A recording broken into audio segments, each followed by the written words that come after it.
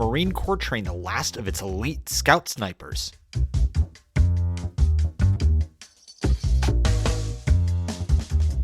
Produced by Defense News and Military Times, this is the Early Bird Brief.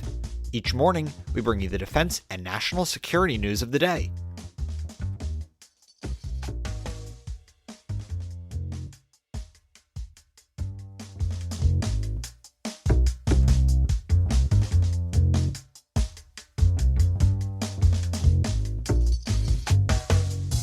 Their graduation marks the end of an era, as the role is being scrapped as part of broader changes to the force. What does it all mean for our defense and security? You'll find out.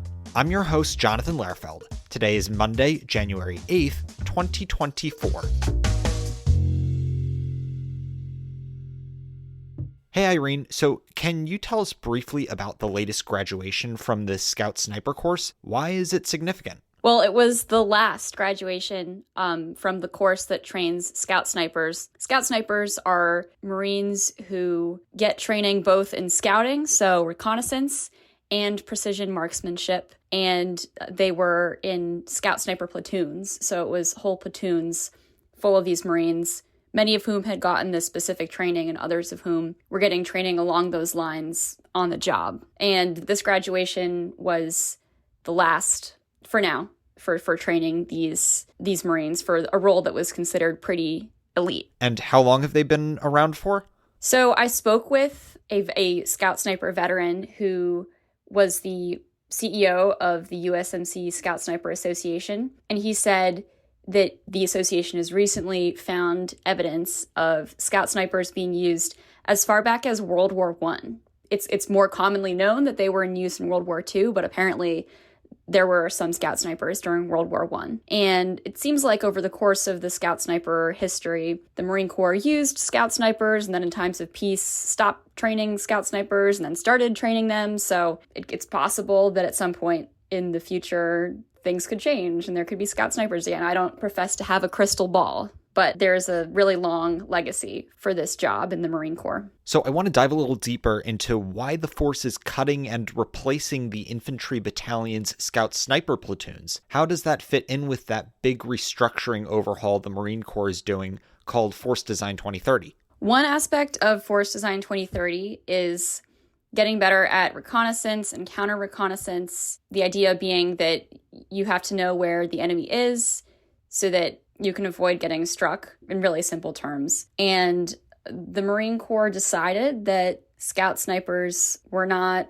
quite providing enough reconnaissance for infantry battalions. And instead, the Marine Corps wants to train scout platoons that are focused on scouting, reconnaissance, and have that emphasis rather than scouting and sniping. And again, how does that fit into Force Design 2030? Essentially, the Marine Corps is trying to get ready for a fight with what they sometimes call a near-peer adversary, but often that means China.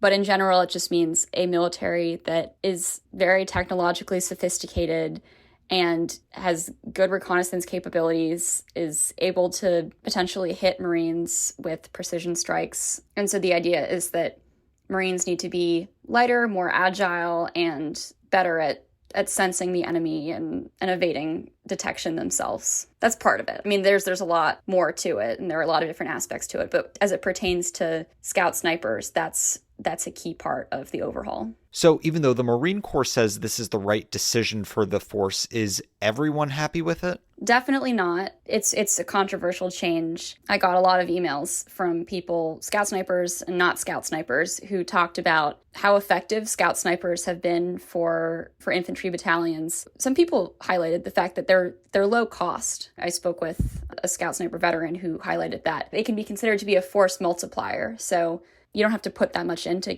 get a lot out. It seems like the Marine Corps disagrees that Scout Snipers are sufficiently effective, but certainly this was not a decision that went over well with everyone. And I spoke with one Scout Sniper veteran who said, well, if the Marine Corps wanted Scout Snipers to be better at the scouting aspect of their job, couldn't they have just told them to focus on that? By having a scout platoon rather than a Scout Sniper platoon, you're losing the sniper element, in his view, half of the capability. Given the number of force design stories you're working on or have worked on, what is the Marine community broadly saying about the redesign of the Corps? And based on your reporting, are they in favor of the changes as a whole? Well, it varies. It seems like at this point, Marine leaders are mostly on board with Force Design 2030.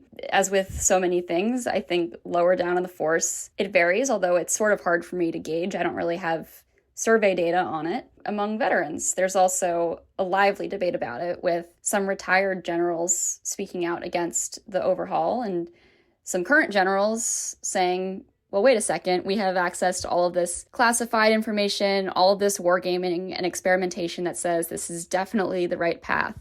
So it is controversial, but force design is happening. I mean, it's a few years into the overhaul. The Marine Corps has already made significant changes. The Marine Corps is showing no signs of abandoning Force Design 2030. The train is on the tracks, and the train has pretty much left the station. So just for clarification, are there other snipers in the Marine Corps, and is the Marine Corps getting rid of snipers altogether? No, definitely not. So the Marine Corps is still training snipers through the Reconnaissance Training Center and the Marine Raider Training Center. And those reconnaissance snipers will be within reconnaissance battalions rather than infantry battalions.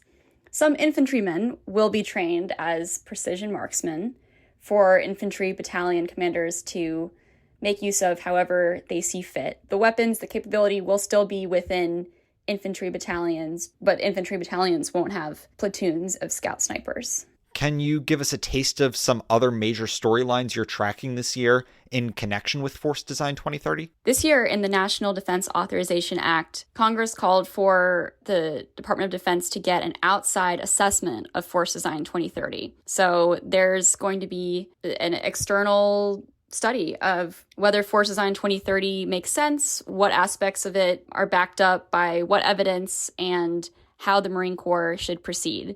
It's unclear at this point who's going to do it, exactly what that's going to look like, but it is a sign that potentially Congress is putting the plan under more scrutiny, and it's possible that the outside assessment will say, yes, Marine Corps, you're on the right track, and it's possible that it won't, and I think we just have to wait and see.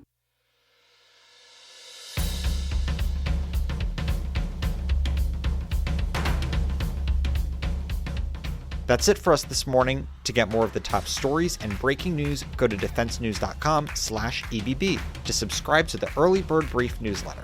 Please give us a like, rating, and a comment wherever you get your podcasts, and be sure to follow us on social media @defense_news and @Military Times. The Early Bird Brief is hosted by me, Jonathan Lehrfeld, and produced by Simone Z. Perez. If you liked our conversation today with Irene, be sure to check out her work at marinecorpstimes.com. Our editor-in-chief is Mike Bruce. Have a great day.